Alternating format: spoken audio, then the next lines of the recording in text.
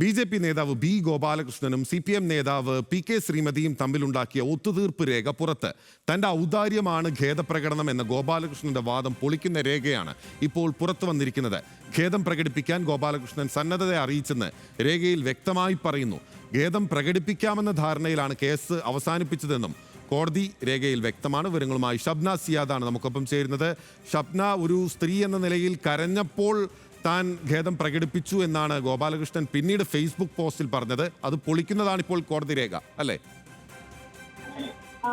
തീർച്ചയായും ഈ അബദ്ധത്തിൽ CPM നേതാവ് PK ശ്രീമതിയോടുള്ള ഖേദപ്രകടനം ഔദാര്യമാണ് എന്ന രീതിയിലായിരിക്കും ഗോപാലകൃഷ്ണൻ എന്നാൽ ഇപ്പോൾ നമുക്ക് ബി.ജെ.പി. നേതാവ് ബി. ഗോപാലകൃഷ്ണനും CPIM നേതാവ് PK ശ്രീമതിയും തമ്മിലുണ്ടായ ഒത്തുതീർപ്പ് രേഖ പുറത്ത്. PK ശ്രീമതിയുടെ മകനെതിരെ ഗോപാലകൃഷ്ണൻ പണ്ട് ഒരു ചാനൽ ചർച്ചയിൽ നടത്തിയ പരാമർശത്തെ തുടർന്നാണ് ഈ അപകീർത്തികരമായ പ്രചരണം നടത്തി എന്നുള്ള ഒരു അപകീർത്തി കേസ് നൽകിയത് PK ശ്രീമതി. അതിൻ്റെ അടിസ്ഥാനത്തിൽ തൻ്റെ മകനെതിരായ പരാമർശങ്ങളുടെ പേരിലാണ്. പക്ഷേ ഇന്നലെ ഈ കോടതിയിൽ കേസ് ഒത്തുതീർപ്പാക്കിയതിന് ശേഷം ഈ ഗോപാലകൃഷ്ണൻ മാധ്യമങ്ങളോട് പറഞ്ഞത്, പ്രത്യേകിച്ച് ഈ CPMൻ്റെ അഭിഭാഷകനായിട്ടുള്ള അഡ്വക്കേറ്റ് KS അരുൺകുമാർ ഉൾപ്പെടെ ആ ദൃശ്യങ്ങളിൽ നമുക്ക് കാണാനാകുമായിരുന്നു.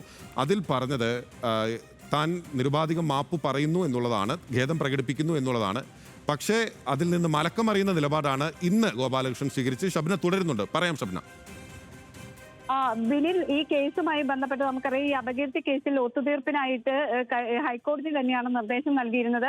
ഹൈക്കോടതിയിൽ ഈ കേസ് റദ്ദാക്കണം എന്നാവശ്യപ്പെട്ട് ഹർജി നൽകുകയും കോടതി തന്നെ ഹൈക്കോടതിയുടെ മീഡിയേഷന് ഈ കേസ് വിടുകയുമായിരുന്നു.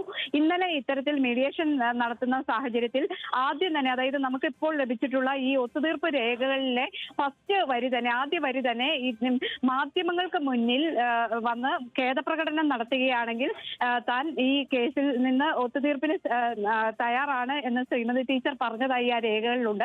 അതിന്റെ അടിസ്ഥാനത്തിൽ കൂടിയാണ് ബി. ഗോപാലകൃഷ്ണൻ ഇന്നലെ ഹൈക്കോടതിക്ക് മുന്നിൽ, മാധ്യമങ്ങൾക്ക് മുന്നിൽ ഇത്തരത്തിൽ ഒരു ഖേദപ്രകടനം നടത്തിയിരുന്നത്. ഇന്നിപ്പോൾ ഏതെങ്കിലും തരത്തിലുള്ള ഒരു ഔദാര്യമാണ്, അല്ലെങ്കിൽ കരഞ്ഞത് കൊണ്ടാണ്, ശ്രീമതി ടീച്ചർ കരഞ്ഞത് കൊണ്ടാണ് ഈ രീതിയിൽ ഒത്തുതീർപ്പിന് തയ്യാറായത് തുടങ്ങിയ വാദങ്ങൾ ഇന്ന് ഉന്നയിക്കുകയും ഫേസ്ബുക്കിൽ അത്തരത്തിൽ പോസ്റ്റ് ഇടുകയും ചെയ്തിട്ടുണ്ട്.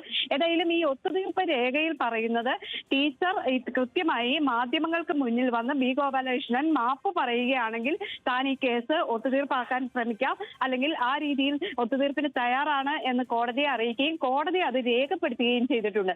ഇതിന്റെ കൂടി അടിസ്ഥാനത്തിലാണ് ഇന്നലെ ഈ മാപ്പ് പറഞ്ഞത് എന്ന് വ്യക്തമാണ്. ഏതായാലും ഹൈക്കോടതിയുടെ പരിഗണനയിൽ ഈ കേസ് നിലനിൽക്കെ തന്നെയാണ് ഇത്തരത്തിലൊരു ഫേസ്ബുക്ക് പോസ്റ്റ് ബി. ഗോപാലകൃഷ്ണൻ ഇട്ടിട്ടുള്ളത്. ഇനി മധ്യവേനൽ അവധിക്ക് ശേഷം ഈ കേസ് വീണ്ടും ഹൈക്കോടതി പരിഗണിക്കുന്നുണ്ട്. അപ്പോൾ ടീച്ചറുടെ നിലപാട് ഇനി ഇതിൽ വളരെ പ്രധാനപ്പെട്ടതാണ്. കാരണം ടീച്ചർ ഇത്തരത്തിൽ പറഞ്ഞതിന്റെ അടിസ്ഥാനത്തിലായിരുന്നു കോടതി മീഡിയേഷൻ വിടുകയും ആ രീതിയിൽ മാപ്പ് പറയുകയും ചെയ്ത്. എന്നാൽ ഇപ്പോൾ ബി. ഗോപാലകൃഷ്ണൻ മലക്കം മറിഞ്ഞിരിക്കുകയാണ്. കാരണം തന്റെ ഔദാര്യത്തിൽ താൻ ഖേദപ്രകടനം നടത്തിയതാണ്, അല്ലെങ്കിൽ ഈ കേസ് തീർപ്പാക്കാൻ ആ രീതിയിൽ താൻ കുറ്റം ചെയ്തിട്ടില്ല എന്ന രീതിയിലുള്ള ഒരു പ്രസ്താവനയാണ് വന്നിട്ടുള്ളത്. ഇനിയിപ്പോൾ ഹൈക്കോടതി ഈ വേനലവധിക്ക് ശേഷം ഈ കേസ് പരിഗണിക്കുമ്പോൾ PK ശ്രീമതി ടീച്ചർക്ക് തന്റെ നിലപാട് വ്യക്തമാക്കാനുള്ള ഒരു അവസരം ലഭിക്കുകയും കേസ് കോടതി ഏത് രീതിയിൽ പരിഗണിക്കും എന്ന് ഇനിയിപ്പോൾ കാത്തിരുന്ന് കാണേണ്ടി വരും.